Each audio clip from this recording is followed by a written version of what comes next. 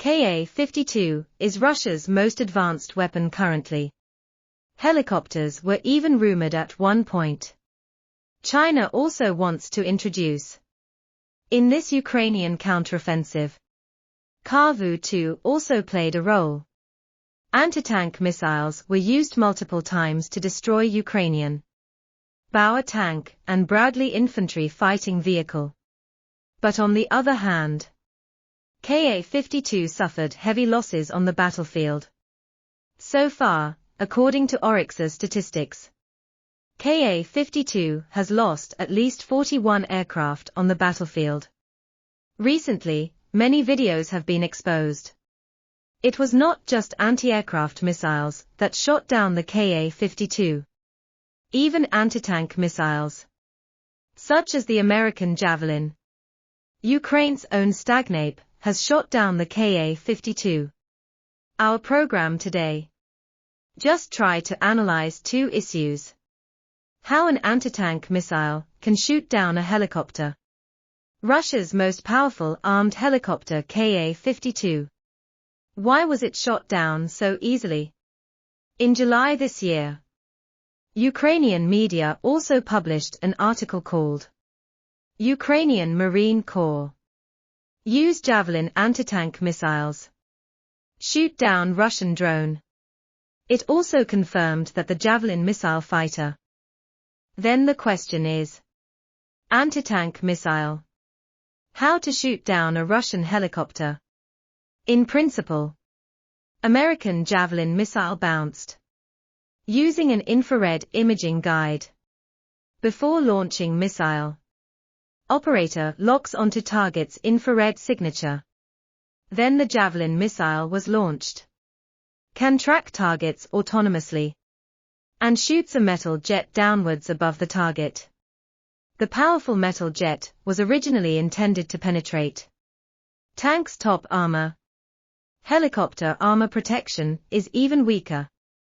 Being penetrated by the metal jet is naturally not a problem. Such a launch principle, although it is used to cope with slow-moving tank on land. But if the helicopter in the sky is stationary or move, if it's slow, the Javelin missile can shoot it down. The Javelin missile has automatic ground patrol. Shooting down Ka-52 is not surprising. But Ukraine also used another one, developed by oneself. Stagnape missile successfully shot down past Ka-52. Second, P is an anti-tank missile independently produced by Ukraine. The missile follows the tradition of the former Soviet Union. Laser beam technology is used. What does that mean? Hey, how does it work with the British Starlight missile? Is similar. Is directed to the enemy target by the control device. Emit a laser. The missile itself does not know where the enemy's target is. His job is to follow the laser. Enemy target moves. Then the control device moves the laser. The missile follows the laser until the target is hit. You can call him a laser beam. He also has another name called laser wave rider. It means the same thing. The so-called frame. It means driving on a laser beam. Riding on a wave to move forward. Cheng bow guidance is a military movement to control weapons. One of the simplest ways to guide. In addition to lasers, radar waves can also be used. For example, Taiwan's early Victory Goddess anti-aircraft missile. It's just using radar waves. Cheng bow guidance. The technology itself is not advanced. But the advantage is that it is cheap and practical. Technology is easy to implement. For laser wave-bearing guidance, it doesn't matter if your target is a helicopter or a tank. As long as you can keep tracking the enemy target, that's fine. If the helicopter is traveling at low speed or suspended in the air, that's the trick for this type of anti-tank missile. So Ukraine is using its own StackNap missiles in the process of hitting a Russian helicopter. One thing to ensure: Ukrainian operational research.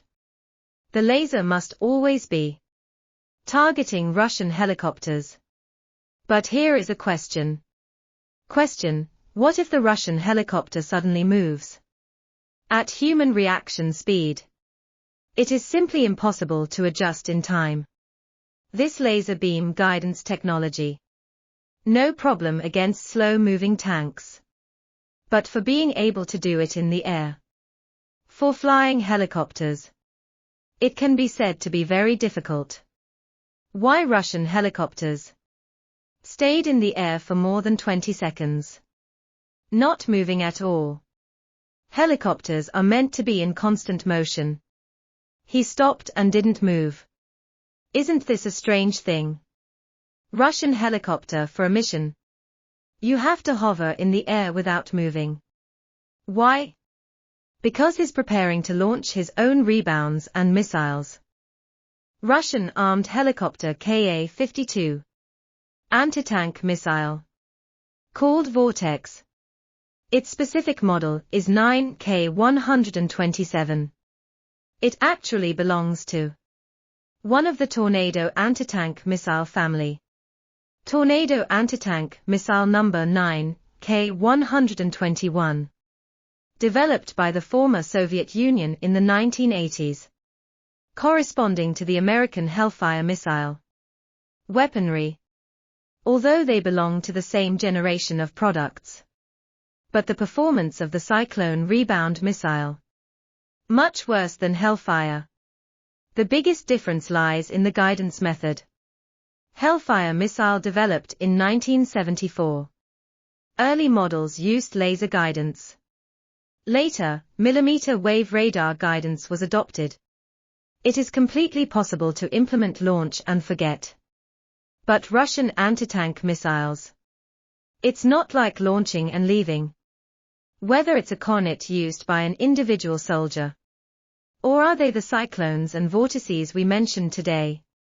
Guidance systems for all Russian anti-tank missiles. All the same. It's a laser beam.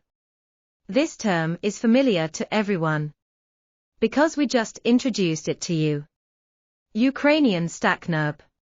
It also uses the same guidance system, because Ukrainian technology also originated from the Soviet Union. In line with Russia. We just explained to you. Laser beam means when you are ready to launch a missile.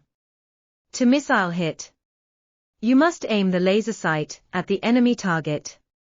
Because he doesn't know where the target of your missile is. He followed the laser you fired. Wherever your laser shines, he will run. When a helicopter launches a rebound missile, in order to ensure that the laser irradiates the enemy target at all times, the helicopter itself cannot move significantly. Better to hover in the air. Because once you move, the emission position of the laser wave number changes. The missile in flight cannot find the laser wave number. That's why on the battlefield in Ukraine, we saw a lot of Russian helicopters hovering in the air for a long time. Just because they are trying to aim and launch own anti-tank missiles. Helicopters are different from ordinary soldiers. Ordinary soldiers launch missiles. You can hide in the fields, in the grass, in the woods. It is generally difficult for others to discover you. It takes 1 minute to aim and launch. There's nothing wrong with that. But a helicopter as big as yours, hovering in the air for half a day, naturally, it becomes the target of enemy attack. Target. This is why Ka-52 is frequently on the front line. The root cause of being shot down. It's not because of the Ka-52 helicopter itself. It's because of the restrictions on the weapons carried by Ka-52. Own anti-tank missiles. The reason why it was developed into laser frame beam guidance. Itself originated from the Soviet Union and Russia. Weak electronics industry. Javelin anti-tank missile. Using infrared imaging guidance. Its infrared camera. Its own value reaches more than $100,000. Technology in this area. Russia has not fully mastered it until now. That's why it's not until the 21st century. All Russian anti-tank missiles. None use infrared prime phase guidance. Even the Red Ship 12 of the Chinese People's Liberation Army. All have used infrared prime minister guidance. We analyzed a lot of Russian weapon systems. Large ones, such as the Kirov-class cruiser. As small as Russia's Su-35 fighter jet. Or the anti-tank missile we mentioned today. An extremely important reason for its technological backwardness. It's the extreme backwardness of the electronics industry. Leading to many Russian weapon systems. Had to do it big and dumb. Of course, many weapons look. The appearance is still very good. Weak electronics and materials industries. Greatly restricted the development of Russian weapons level. This is also a Ka-52 helicopter. The root cause of being frequently shot down on the front line. Ka-52 helicopter. It is a very distinctive helicopter in itself. Designed by Russia's K52 Design Bureau. Coaxial propellers are used. We've seen the video before. The Ka-52's tail was hit during the war. But the helicopter is still safe. Any other type of helicopter. If its tail is hit, the helicopter will definitely crash. This is because the tail propeller is used to balance the main propeller. Moment generated by rotation.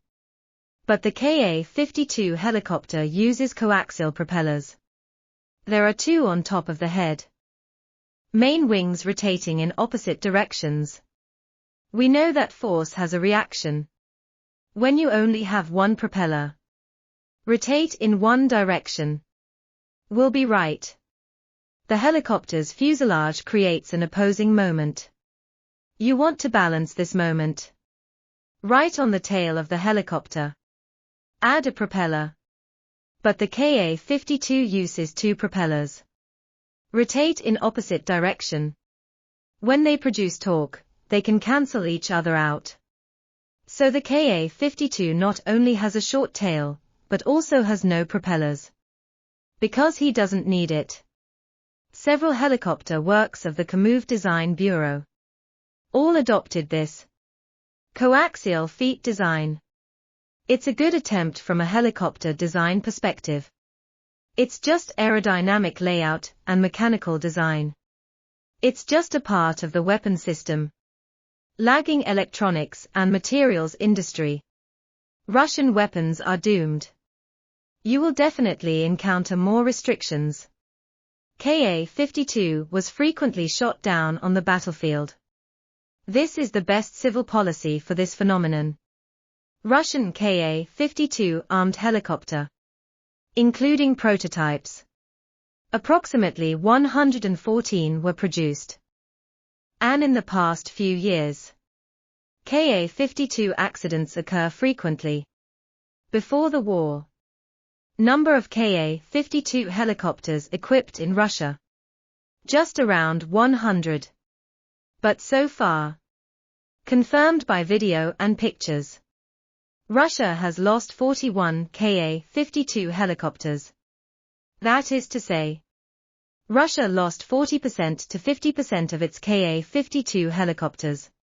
If this war continues, Ka-52 may become extinct one day. This is the Wealth Accumulation Channel. See you in the next episode.